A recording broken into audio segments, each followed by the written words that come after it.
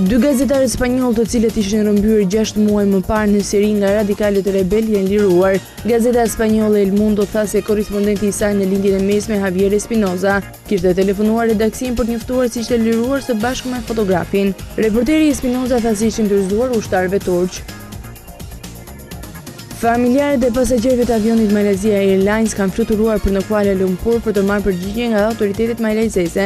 Ata shprehen se nuk kanë marrë informacion të mjaftueshëm dhe se duhet të takohen me ministrin e transporteve, si dhe me kryeministrin malajzez.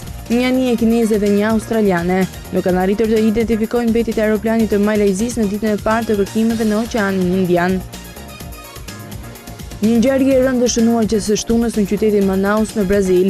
Një autobus është përplasur kokë me një kamion. Si pasojë e aksidentit të rënd, raportohet se kanë humbur jetën 15 persona. Autoritetet kanë shpallur tërheqësie në qytet për ndërtë viktimave të aksidentit, i cili cilësohet si më i rëndi në historinë e Manaus.